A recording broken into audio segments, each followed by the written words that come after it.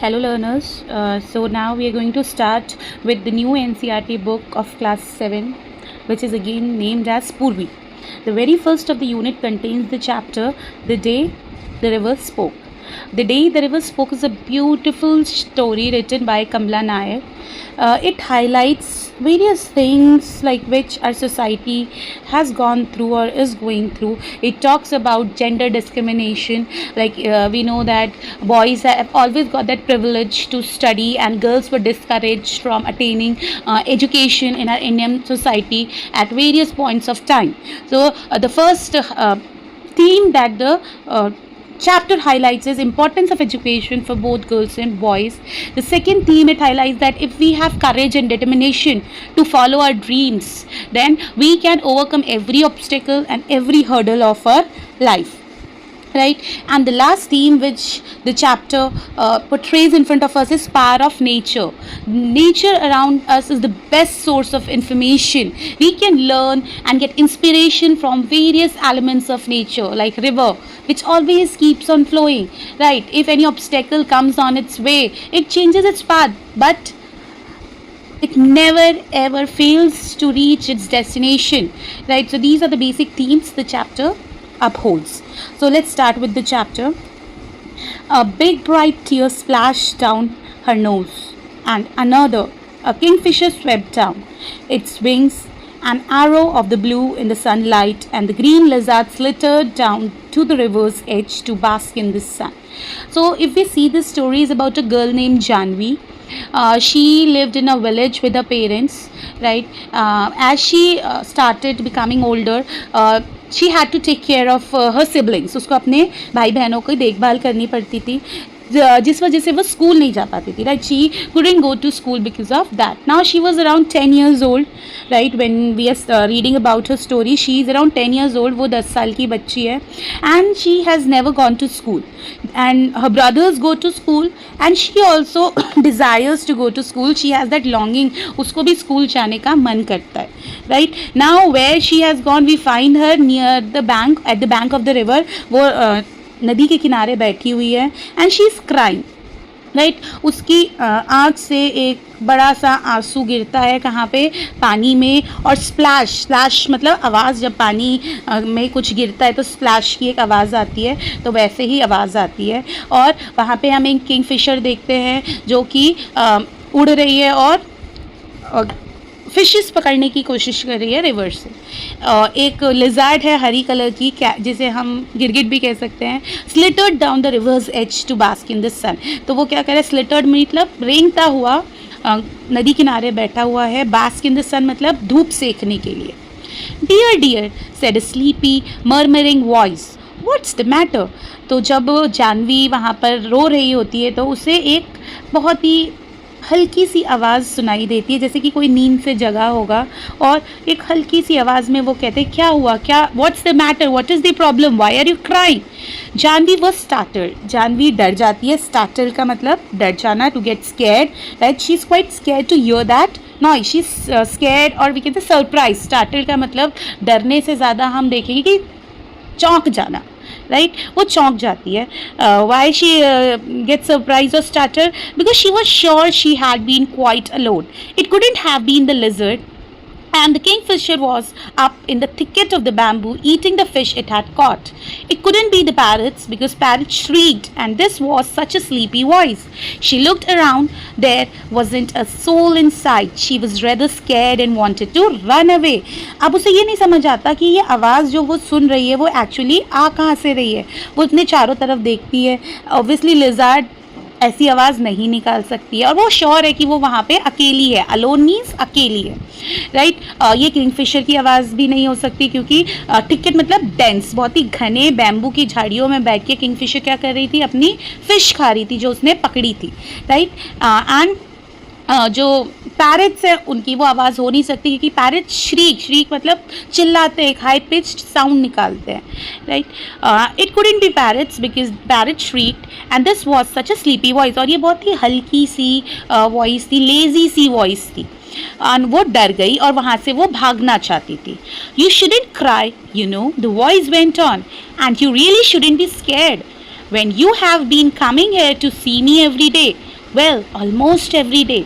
और वो हल्की सी धीमी सी आलस से भरी हुई आवाज़ उससे क्या कहती है कि तुम्हें रोना नहीं चाहिए, राइट, और तुम्हें डरना भी नहीं चाहिए, तुम तो मेरे पास रोज आती हो, हर दिन आती हो, तो तुम्हें मुझसे डरने की ज़रूरत नहीं है।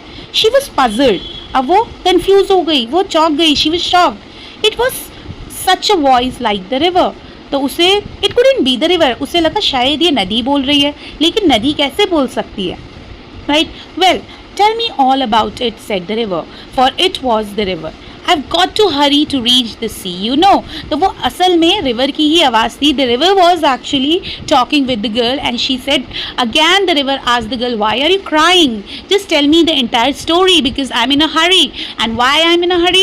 Because I have to reach the sea. मुझे समुद्र में जाना है, समुद्र तक पहुँचना है, और अगर मैं अभी जल्दी नहीं निकली तो मुझे देर हो जाएगी. तो तुम जल्दी मुझे बताओ कि क्या बात है, तुम क्यों रो रही हो. They won't let me go to school, said Janvi. I asked my mother, why can't I go to school like Ethan and Meena? And mother had replied, you are too small, baby, maybe later. तो वो river को जानवी बताती है कि मेरे को school नहीं जाने देते, मेरी मदर मेरे फादर मुझे स्कूल नहीं जाने देते. I want to go to school, I want to study, but they don't allow me to go to school. Why can't I go to school. उसने जब अपनी मम्मी से पूछा कि जैसे ईटन और मीना स्कूल जाते हैं, मैं क्यों नहीं स्कूल जा सकती, तो उसकी मम्मी कहती है तुम अभी बहुत छोटी हो इसलिए तुम स्कूल नहीं जा सकती, मे बी जब तुम और बड़ी हो जाओगी तब तुम स्कूल चले जाना.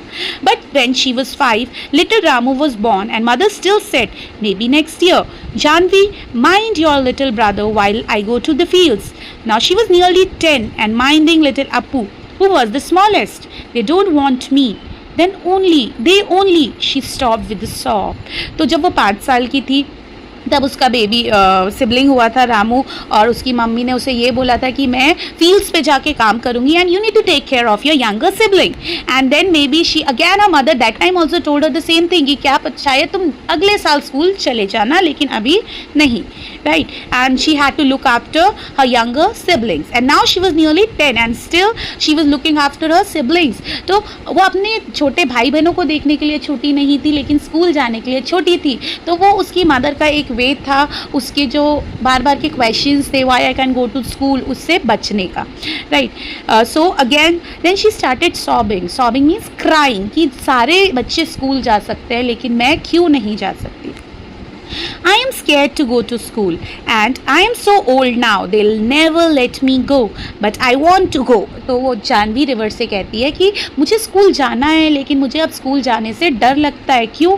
क्योंकि क्या पता मैं अब बड़ी हो गई हूँ तो वो मुझे अलाउ ही ना करें स्कूल में पढ़ने के लिए, लेकिन मैं फिर भी स्कूल जाना चाहती हूँ, मैं पढ़ना सीखना चाहती हूँ जैसे कि मेरे भाई बहन पढ़ते हैं. अपने जानवी कॉल्ड हर ब्रदर ईटन, तो अपने भाई को ईटन के नाम से बुलाती थी. तो she said, I want to read and write like him.